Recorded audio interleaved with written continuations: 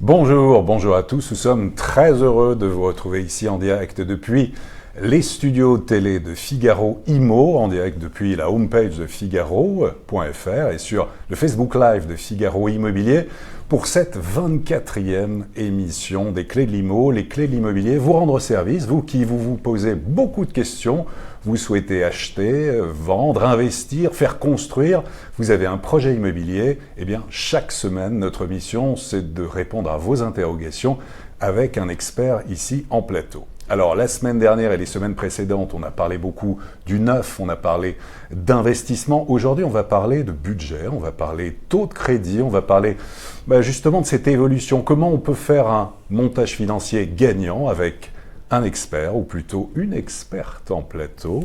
C'est Maëlle Bernier. Bonjour Olivier. Bonjour Maëlle. Alors, Maëlle, on la connaît bien. Directrice, on va dire porte-parole, directrice de la communication de Meilleur Taux, meilleurtaux.com, on peut en dire un mot, Meilleur Taux. C'est un comparateur en crédit et en assurance sur Internet et en agence, puisqu'on a 300 agences, plus de 300 agences en France. Très bien, alors vous connaissez le principe de l'émission, de répondre. Maëlle est déjà venue, brillamment a répondu. Bien, en tout cas, on vous remercie, vous les internautes, vous êtes de plus en plus nombreux à nous poser des questions. Alors, on en a eu énormément depuis qu'on a annoncé la venue de Maëlle, c'était lundi, près d'une 60aine de questions. Bon, on ne pourra pas répondre à tout le monde, on est désolé. On a fait une sélection et puis n'hésitez pas, vous pouvez intervenir aussi en direct, nous relancer, nous apporter peut-être une contradiction ou vos bons plans. Vous intervenez quand vous le souhaitez, nous sommes là jusqu'à 13h30. Alors, on va démarrer. Prêt, Maëlle ? Prêt. Allez, première question de Valérie. En couple non marié, combien faut-il gagner pour emprunter 150 000 €? Y a-t-il des grilles chez les banquiers selon les zones et le statut? Non, c'est très simple. Pour emprunter 150 000 € aujourd'hui avec les taux moyens sur 20 ans, il faut gagner à deux ou tout seul 2 100 € net par mois. C'est-à-dire qu'avec un taux autour de 1,40 sur 20 ans, si vous gagnez 2 100 €, vous pouvez emprunter 150 000 €. Donc ça, c'est la réponse à Valérie, mais plutôt CDI là-dessus. Oui, il faut quand même compléter. Alors effectivement, la stabilité professionnelle est effectivement un des éléments les plus regardés par les banques. Donc CDI ou si vous êtes auto-entrepreneur, des bilans qui ont au moins 2-3 ans. En tout cas, prouver qu'on est financièrement et professionnellement stable. D'accord, très bien. Question suivante. Alors, Géraldine nous demande jusqu'à quel âge peut-on obtenir un crédit? Y a-t-il des banques ou des établissements spécialisés pour les prêts aux seniors? Ça revient souvent comme question, ça. Je ne suis plus, dit Géraldine, en activité professionnelle. Alors, les prêts aux seniors? Alors, les prêts aux seniors, c'est pas du tout compliqué. C'est parce que beaucoup de banques, aujourd'hui, on sait que la durée de vie se rallonge. Donc, le côté j'arrête d'emprunter à 60 ans, au moment où je suis en retraite, ça n'a plus du tout de lieu d'être. Des banques prêtent. Il n'y a pas de discrimination dans le domaine. Non, il n'y a pas de discrimination. Alors, il n'y aura pas de discrimination sur le taux. Là où ça va jouer, c'est sur l'assurance. Parce que l'assurance, c'est l'assurance qui vous couvre en cas de décès, notamment. Et évidemment, plus vous avancez en âge, plus le risque de décès est élevé. Donc, c'est sur ce coût de l'assurance que ça va jouer. Mais globalement, toutes les banques prêtent jusqu'à, on va dire, 75 ans, 80. Alors, 75 €, j'imagine. Bon. 80 ans en fin de prêt, mais vous avez des établissements qui vont jusqu'à 90 ans. Fin de prêt. Lesquels? Alors, je n'ai plus le nom en tête de la banque, mais il y a une banque qui va jusqu'à 90 ans. Qui prête jusqu'à... Donc, quelqu'un de 90 ans vient... Quelqu'un qui irait jusqu'à la fin de son prêt à 90 ans. Ah, qui irait jusqu'à... oui, c'est toujours la date de fin de prêt. Donc, la majorité des établissements, c'est 75 ou 80 ans, fin de prêt, et certaines poussent jusqu'à 85-90 ans. 81 ans, donc terminé, alors. 81 ans, vous avez 9 ans d'emprunt devant vous pour... D'accord, voilà. Très bien. Question de Simon, alors. Quand les taux d'intérêt vont-ils remonter en 2019 et de combien? Alors Simon, écoutez, c'est une très bonne nouvelle. Les taux ne vont pas remonter en 2019. Ils sont même plutôt à nouveau en baisse. Ils sont en baisse depuis début mars. On aura certainement encore de nouvelles baisses en avril parce qu'on a déjà des banques qui ont baissé, mais elles n'ont pas toutes baissé. Du coup, il y a un gros écart entre les établissements. Donc celles qui n'ont pas baissé, il faut qu'elles rentrent dans le marché, qu'elles reviennent. Il n'y a aujourd'hui aucune raison que les taux remontent parce que La Banque Centrale Européenne continue d'être extrêmement accommodante et à prêter aux banques à des taux très très bas. Les obligations du Trésor qui servent de référence aux taux immobiliers pour les particuliers sont en chute libre depuis le mois de février. Et puis, nous n'avons pas une économie, ça c'est plutôt la mauvaise nouvelle, on n'a pas une économie florissante. Du coup, forcément, il n'y a pas de raison que les taux remontent. Oui, donc on peut dire quand même à 1,44% en moyenne, toute durée confondue. Alors Maëlle, on peut quand même dire sur 15 ans, 20 ans, 25 ans, combien en ce moment? Alors, en moyenne, mais vraiment c'est très important, on est autour de 1,5 sur 20 ans, 1,35 sur 15 ans et 1,75 sur 20 ans. Mais ce qui est très important, c'est qu'il y a les moyennes, mais il y a surtout ce qu'on obtient en vrai. Et aujourd'hui, on est très en dessous de ça. C'est-à-dire qu'un taux moyen obtenu, on est plutôt autour de 1,40 sur 20 ans, 1,20 sur 15 ans, et on voit des choses, des records. Alors, est-ce qu'il y a eu des records chez Meilleur Taux? Ah oui, alors moi j'ai un 0,90 sur 20 ans, 0,65 sur 15 et 1% sur 25 ans. Et alors, ce qui est encore plus record... Mais quel type de profil alors justement, je savais que vous alliez me dire, évidemment, oui, c'était un gros profil. Pas du tout. Le 0,90 sur 20 ans, c'est à Paris. Et c'est un couple qui gagnait moins de 5 000 € à deux, ce qui pour Paris n'est pas un très gros revenu, avec 20% d'apport. Et ils empruntaient 400 000 €. Et notre courtier à Paris leur a décroché un 0,90 sur 20 ans. Oui, donc on peut dire, en tout cas, il faut donc en profiter en ce moment, qu'a priori, ça va continuer comme ça. Tout à fait. Les banques, c'est vrai, ont une politique très accommodante aussi, une façon de fidéliser, même de conquérir de nouveaux clients. Et puis, on est dans cette période très importante du temps fort de l'habitat. En fait, il y a deux périodes dans l'année, c'est mars-avril. Et septembre-octobre. Septembre-octobre, et c'est là où prolifèrent beaucoup de salons immobiliers. Il y en a énormément, où justement, on a en tête aussi des projets de déménagement, de maisons, d'appartements. Les gens achètent en mars-avril pour déménager à l'été, en fait, et changer les écoles et des choses comme ça. Alors, j'en profite juste pour dire qu'à propos de salons, il va y avoir le salon d'immobilier neuf à Paris, ce sera du 29 au 31 mars, porte de Versailles, et puis des salons immobiliers à venir un petit peu partout en France, à Deauville, à Bordeaux, à Saint-Raphaël, à Châteauroux notamment, voilà pour les prochains salons immobiliers qui vont voir le jour. Alors, question suivante, question de Marion. Mes revenus ont évolué. Puis-je augmenter ou baisser le montant de mes mensualités de crédit immobilier? Comment dois-je m'y prendre? Est-ce vraiment intéressant financièrement, surtout si je compte revendre dans quelques années? Alors aujourd'hui, la modularité des prêts, c'est ce qu'on appelle la modularité, c'est-à-dire augmenter sa mensualité ou la baisser. On l'a dans à peu près l'ensemble des contrats de prêt. Au général, on peut permettre d'augmenter de 20% la mensualité ou de la baisser de 20%. C'est ça, c'est pas entre 10 et 50, c'est plutôt 20. Non, c'est plutôt 20% globalement sur les contrats. Alors évidemment, ça peut paraître tentant parce qu'on se dit je gagne plus, donc je vais rembourser plus vite. Les taux d'intérêt sont quand même extrêmement bas, donc le coût du crédit n'est pas super élevé. Si vous avez un taux à 1,5, moi je considère pas qu'il faille rembourser plus vite. Surtout si en plus on a décidé de revendre derrière, parce que ça fait quand même du reste à vivre en plus. Hein. Un salaire qui augmente, c'est plus d'argent pour consommer. Donc après tout dépend aussi du cas. Ce qui consiste à rembourser un peu par anticipation, parce que c'est un peu ça. Moi je ne le conseille pas quand on est dans une situation de taux très bas. D'accord. Autrement, donc on peut voir, il faut s'adapter sur mesure à la hausse ou à la baisse. Il y a les deux sur cette modalité en fait d'échéance. C'est ça. En fait, l'avantage de cette modularité, c'est que là, c'est le cas positif où la personne gagne plus, mais il y a aussi des cas où les gens gagnent moins, ou alors il y a un crédit qui n'était pas prévu, une voiture qui tombe en panne. Vous pouvez aussi demander, regardez dans vos contrats de prêt, vous avez ça. Vous pouvez moduler pendant 4-5 mois, dire je vais rembourser un petit peu moins parce que j'ai besoin un peu d'air. Voilà. Et ça, c'est valable dans tous les types de prêts. Quasiment 99% des contrats de prêt ont une modularité qui peut varier un peu selon les banques, mais globalement, il y en a de partout. Très bien. Question de Stéphanie. J'ai un projet d'investissement locatif. Je pense faire une demande de prêt sur 25 ans avec financement total, frais de notaire inclus, sans aucun apport. Des travaux seront également à prévoir. Est-ce qu'il est possible d'obtenir un différé de paiement du crédit en attendant la mise en location effective du bien et à quel taux? Quels sont vos conseils? C'est large, mais c'est une très bonne question. Alors c'est possible, mais il faut le demander dès le début et c'est pas automatique. Ah. Donc, faut vraiment le signifier. Quand vous faites un crédit, si par exemple vous empruntez 200 000 pour l'achat du bien et puis vous savez que vous allez avoir 90 000 de travaux, il faut vraiment dire au banquier, je veux que le remboursement commence dans 6 mois, le temps que j'ai fait les travaux et que surtout le bien soit loué. C'est pas automatique du tout et c'est une négociation avec le banquier. D'accord. Question de Luc.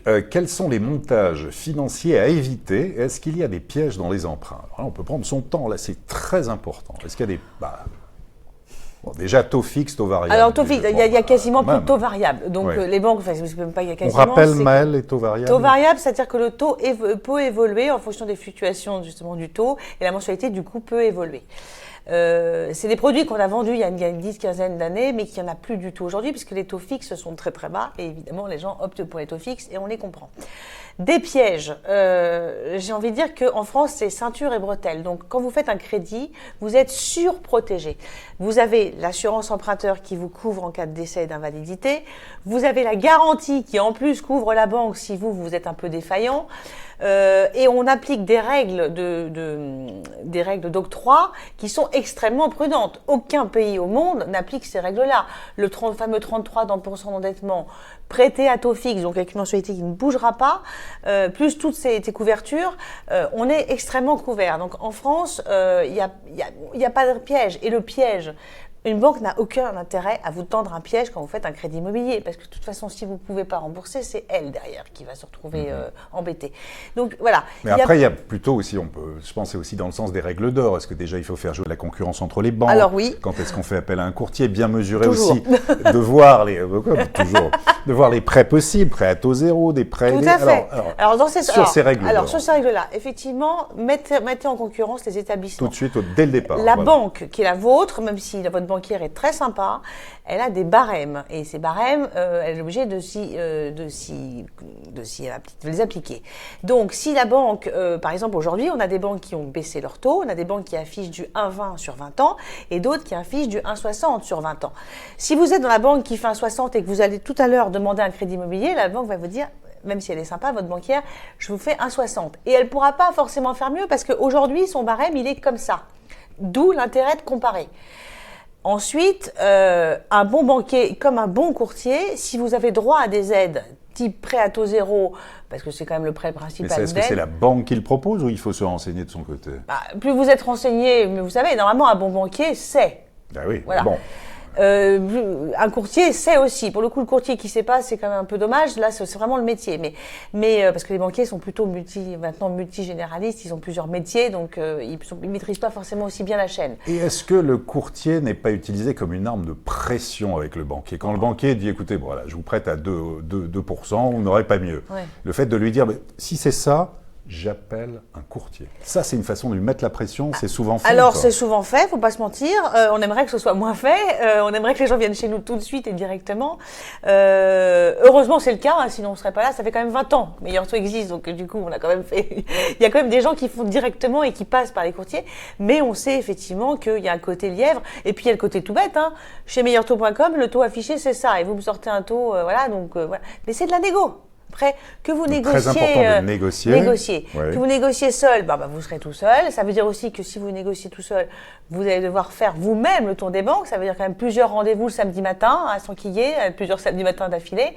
Ouais, si au final ça vaut le coup. Un courtier, il fait tout ça pour vous en une seule fois. Bon. Et je rappelle, j'en profite, un courtier n'est rémunéré que si vous faites le crédit avec lui et à la fin, à l'obtention du prêt au moment où les fonds sont transférés. Il faut que ce soit gagnant-gagnant. Un courtier qui vous demanderait, avant de faire un chèque ou de donner une somme d'argent, c'est illégal. Donc ne vous laissez pas faire, vous n'avez rien à payer, vous ne payez le courtier qu'au moment où les fonds sont transférés. Très important. D'accord. Et puis on peut ajouter aussi qu'il ne faut pas se focaliser uniquement sur le taux de crédit, il y a tout ce qu'il y a autour. Non mais c'est important. C'est tout à fait vrai. Alors le taux, c'est magnifique, en plus en ce moment c'est splendide. Mais à côté de ça, vous avez le vrai poids à côté qui est important, c'est l'assurance emprunteur. effectivement souvent laissé de côté parce que les gens s'affolent sur le taux et ils oublient ce côté assurance emprunteur. Or, l'assurance emprunteur, ça peut représenter la moitié du coût des intérêts. Parce que ça va jusqu'à la moitié du taux d'intérêt l'assurance emprunteur. Vous ayez bien conscience de l'importance de ça. Tout à fait. Quand vous empruntez à 1,10 sur 20 ans et que vous avez une assurance à 0,50 sur ces mêmes 20 ans, l'assurance va vous coûter finalement plus cher parce que l'assurance, elle est stable pendant les 20 années qui viennent venir. Alors que le crédit, le taux d'intérêt diminue en fonction au fur et à mesure des mois puisqu'il est amortissable. On rembourse plus au début. Donc c'est vraiment quelque chose de très important. Là aussi, il faut mettre en concurrence. Votre banque va vous proposer une assurance qui peut être excellente, mais n'oubliez pas que vous pouvez être assuré ailleurs avec des garanties équivalentes pour des coûts moins élevés et surtout, si vous avez moins de 45 ans, ça vaut le coup de regarder vraiment. Très bien. En tout cas, voilà, c'est très clair. Question suivante. Alors, question de Joël.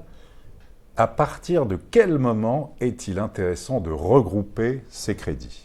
On pense au surendettement ou à ou des gens qui ont d'autres. Alors pas que, il y a aussi des gens qui ont un autre projet et tout ça.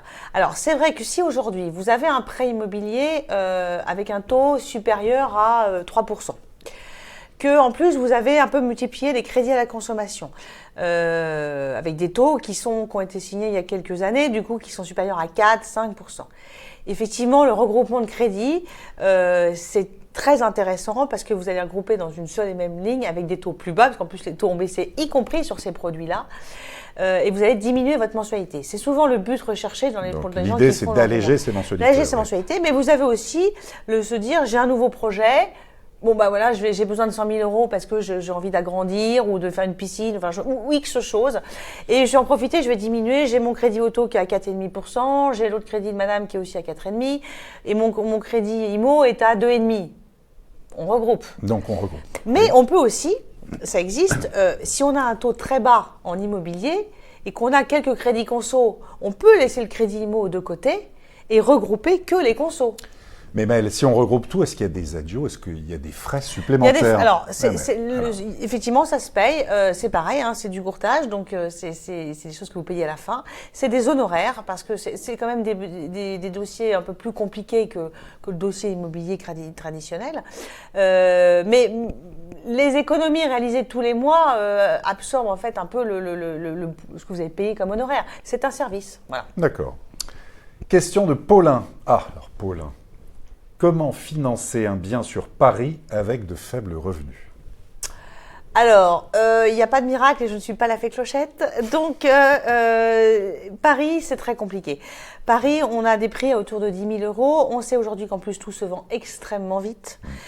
Et que les vendeurs ont donc une offre des acheteurs devant eux. Ils n'ont qu'à choisir. Et en plus, ils choisissent en général ceux qui ont ou pas de prêt, ou alors qui disent qu'ils n'ont pas de prêt mais qu'ils sont sûrs de l'obtenir, et vont choisir les plus offrants et surtout ceux qui sont sûrs d'être financés. Paris, c'est pas. Alors, je sais pas ce qu'il entend par petit revenu. Oui, c'est pas. Parce que, dire quoi? À Paris, on sait, voilà, on peut emprunter. Les exemples que je donnais tout à l'heure, le couple qui gagnait 5 000 euros et qui avait 20% d'apport et qui empruntait 400 000. 400 000, bon, bah, c'est 35 mètres carrés. On peut acheter, avec 1 000 euros par mois, dans Paris, en remboursant 1 000 euros par mois, on peut acheter 20 mètres carrés. Pour rembourser 1 000 euros par mois sur 20 ans, ça veut dire que vous gagnez 3 000. Voilà, il faut avoir ça en tête. Je gagne 3 000, je peux rembourser 1 000. Sur Paris, j'achète 21 mètres carrés. Oui, j'achète 160 mètres carrés à Saint-Étienne.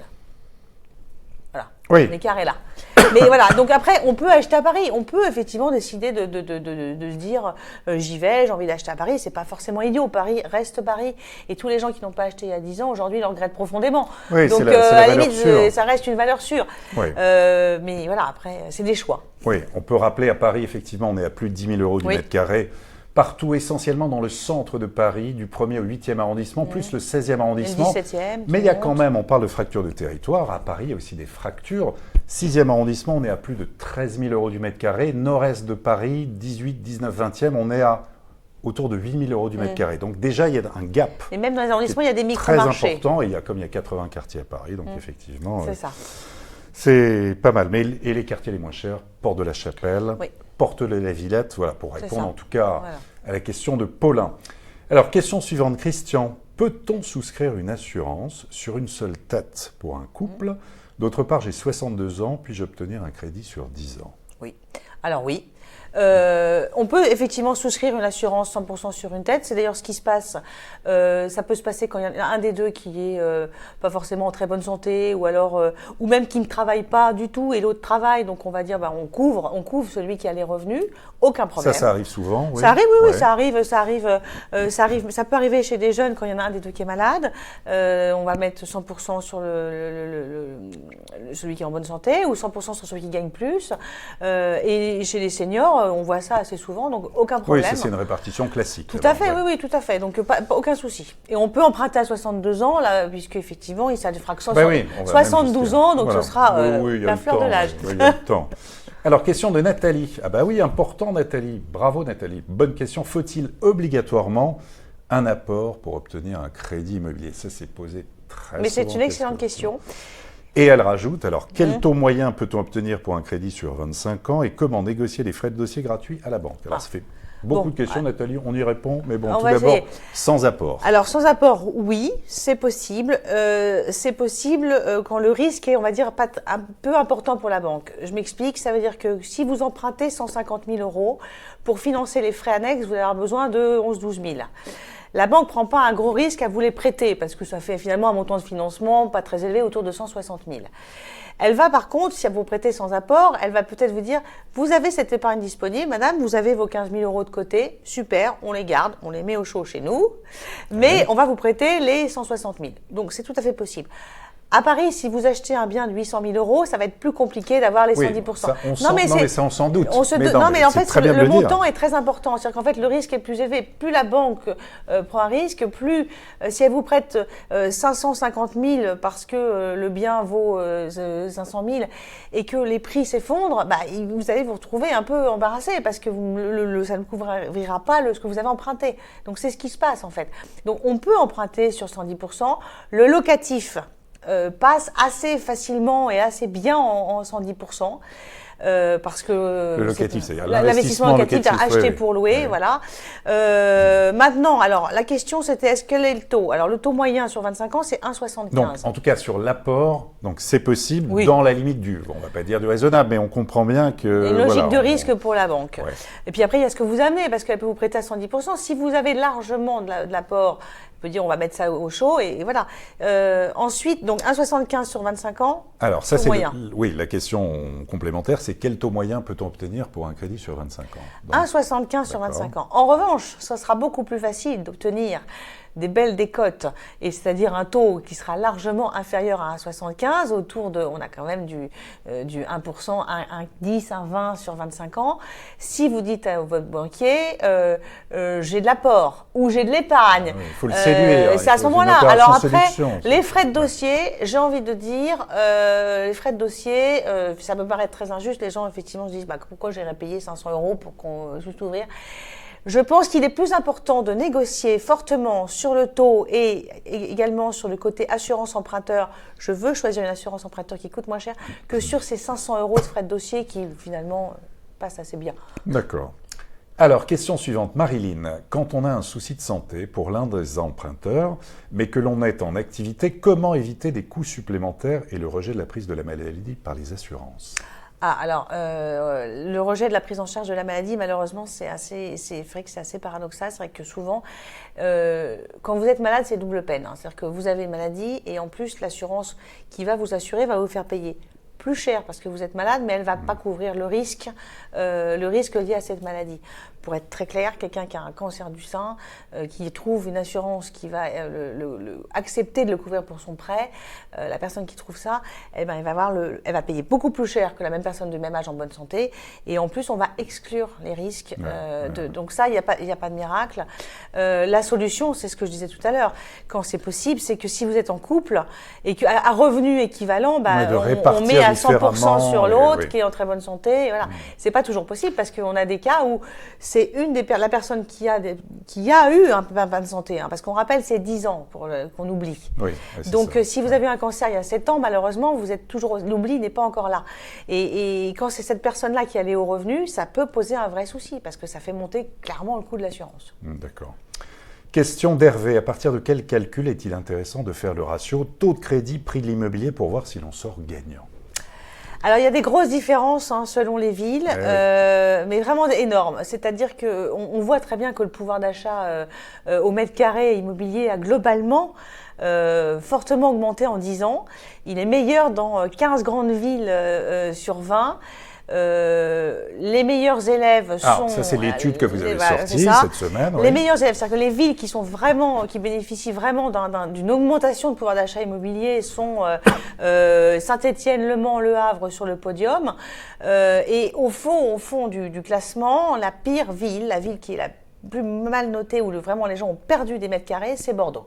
Parce que Bordeaux, les prix ont Parce que les prix ont doublé. Ouais. Ont doublé en 10 ans. Paris, par exemple, c'est moins bien, mais c'est pas, les gens ont perdu 2 ou 3 mètres carrés. C'est pas si énorme que ça sur un même emprunt. En l'espace de 10 ans. En l'espace de 10 ans. Oui. Parce que c'était déjà cher. Mais toutes les autres villes, que vous soyez même Nantes est plutôt stable. Mais après toutes les autres, dans l'ensemble du territoire français, le pouvoir d'achat immobilier est meilleur aujourd'hui qu'il y a 10 ans, grâce à ces taux d'intérêt qui sont... même si on a l'impression que les prix ont beaucoup augmenté. Mais les prix n'ont pas augmenté partout. Une ville comme Lille, par exemple, Lille, on a gagné en 10 ans 15-20 mètres carrés parce que les prix n'ont pas beaucoup bougé. Par contre, les taux sont passés de 5 à 1%. En tout cas, dans l'ancien, pas dans le neuf. Ah, je parle de l'ancien. Alors, question suivante, question d'Iloane. Conseillez-vous d'investir dans des dispositifs comme le Pinel ou le De Normandie ? Alors le Normandie, moi, je trouve que c'est un dispositif assez intelligent parce que on va rénover. On va rénover les centres-villes dans des villes moyennes. C'est assez bien pensé. C'est assez bien pensé parce qu'on va faire reporter toute cette rénovation à des propriétaires privés. Oui, là, on achète en fait dans un bien ancien, mais il faut qu'il y ait des travaux. Voilà, et à hauteur de 25% pour bénéficier de ce dispositif. Moi, les dispositifs défiscalisants, je dis ça doit être regardé, mais il faut aussi connaître le secteur. C'est-à-dire, ne pensez pas, faut pas tout de suite penser que impôts, baisse d'impôts, ça c'est très chouette, ça fait rêver tout le monde, mais connaissez le secteur. N'allez pas acheter à 700 km de chez vous quand vous avez aucune attache, quand vous connaissez pas. Il faut regarder, il faut savoir s'il y a vraiment un besoin, s'il y aura des locataires, parce que c'est bien gentil de rêver baisse d'impôts, mais il faut qu'il y ait des locataires. Oui, il ne faut pas qu'il y ait ce qu'on appelle la vacance locative. De Normandie, donc oui, on achète un bien ancien que l'on met en location, mais il faut qu'il y ait des travaux dans l'une des 222 cœurs de ville. Mais alors, cœur de ville moyenne. Alors, on peut vous donner des exemples, c'est Quimper, Perpignan, c'est la ville de Meaux, c'est Rambouillet, c'est Mulhouse, Libourne, Vichy, Cayenne, Pointe-à-Pitre aussi, Bastia ou Ajaccio, qui font partie de ces communes où on peut investir dans le De Normandie ancien. Pour le Pinel, c'est autre chose, vous investissez dans un bien neuf que vous mettez en location pendant 6 ans, 9 ans ou 12 ans, et vous avez en contrepartie une réduction d'impôt de 12, 18 ou 21% sur le prix du bien, dans une limite de 300 000 €. Donc voilà, c'est deux choses à la fois dans le neuf et dans l'ancien, mais elle a entièrement raison. Il faut en tout cas se rendre sur place ou avoir un correspondant, quelqu'un qui connaisse le secteur. Alors le côté, on investit les yeux fermés, on a un copain banquier, on ne sait pas, gestion du patrimoine, qui vous dit investis à tel endroit. C'est génial, c'est super. En regardant la plaquette, on évite. On peut éviter. Voilà, c'est mieux. Question suivante. Alors, question de Christine. Je suis pour l'instant au RSA. Puis-je avoir droit à un crédit immobilier ? Si elle est toute seule, ça va être très très compliqué. Ce que je parlais tout à l'heure, on parlait de la stabilité professionnelle et financière. Malheureusement, j'ai envie de dire que ça va être vraiment très très compliqué. Bon. À moins qu'elle ait de l'argent de côté, mais bon. Voilà. Bon, au moins, voilà, c'est clair. Hein. Allez, dernière question de Mathieu. On nous dit que l'on ne pourra plus contester le calcul des emprunts, revenir sur les taux imposés TEG, taux d'effectif global. Est-ce que c'est vrai ? Alors, c'est une formule très compliquée. Le TEG, c'est très compliqué. L'assurance, la garantie, les frais de dossier, tout rentre là-dedans.